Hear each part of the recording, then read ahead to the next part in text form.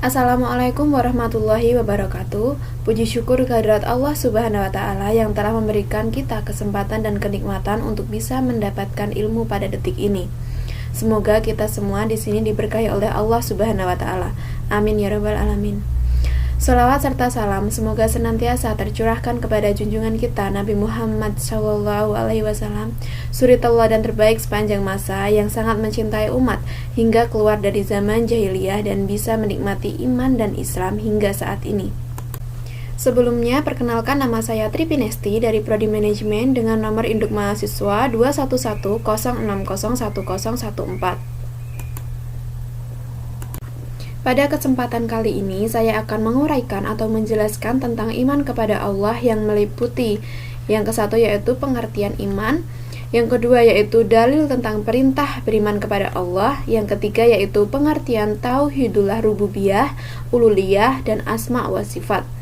Yang keempat yaitu contoh perilaku iman kepada Allah dalam kehidupan sehari-hari, dan yang terakhir yaitu langkah yang dapat meningkatkan iman kepada Allah. Pengertian iman.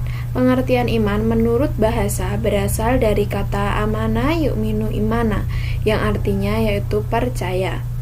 Sedangkan pengertian iman menurut istilah yaitu tasdikun bil qalbi wa qaulu bil lisan wa amalu bil arkan, yang artinya meyakini dalam hati, diucapkan dengan perkataan, dan diwujudkan dengan perbuatan.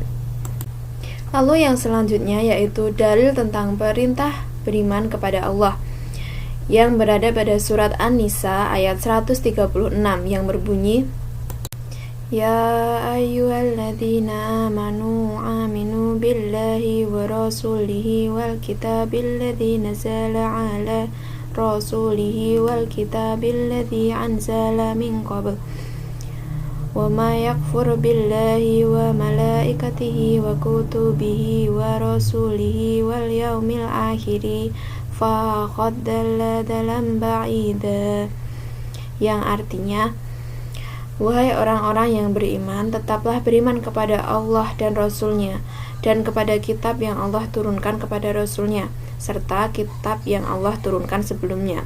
Barang siapa yang kafir kepada Allah, malaikat-malaikatnya, kitab-kitabnya, Rasul-Rasul-Nya, dan hari kemudian, maka sesungguhnya orang itu telah sesat sejauh-jauhnya.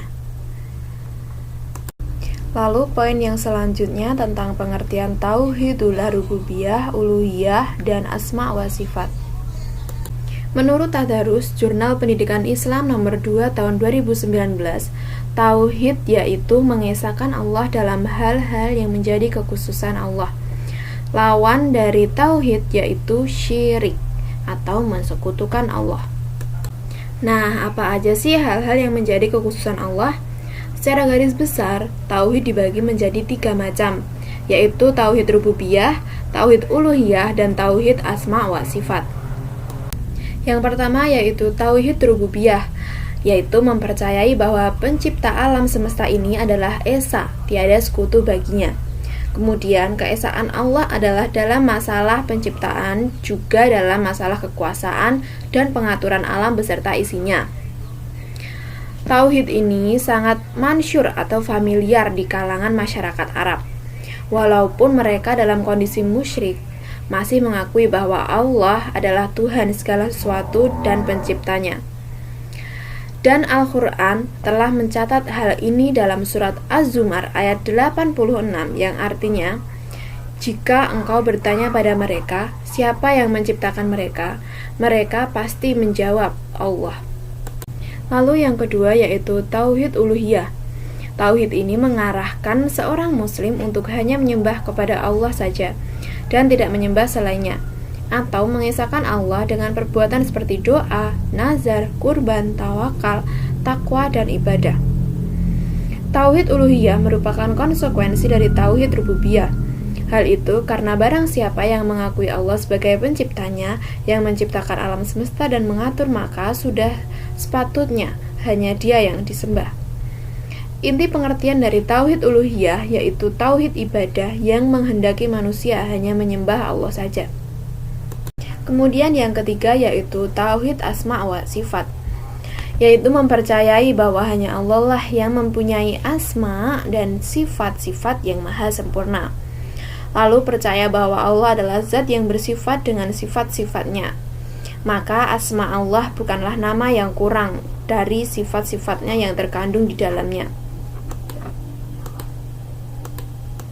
Maka hubungan antara ketiga jenis tauhid ini bersifat korelatif dan komprehensif, di mana ketiganya saling menyempurnakan antara satu dengan yang lain.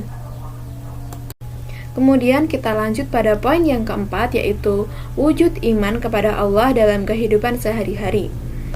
Yang pertama yaitu contohnya selalu menjaga sholat 5 waktu, menjauhi perbuatan maksiat, mempercayai 6 rukun iman, yaitu iman kepada Allah, malaikat, kitab, rasul, hari kiamat, qada dan qadar.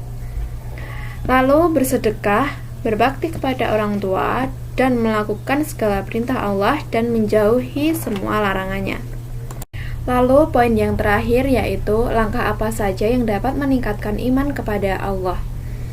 Yang pertama yaitu memperbaiki sholat dan membaca Al-Quran. Yang kedua, berkumpul dengan orang-orang soleh dan menjauhi lingkungan yang buruk. Yang ketiga yaitu memperbanyak syukur dan menjauhi mengeluh. Yang keempat yaitu menjalankan perintah Allah dengan konsisten. Kata demi kata sudah saya lontarkan, kalimat demi kalimat sudah saya sampaikan. Kekurangan sudah barang tentu karena yang sempurna hanya milik Dia, Allah Subhanahu wa taala. Terima kasih, akhirul salam saya sampaikan. Wassalamualaikum warahmatullahi wabarakatuh.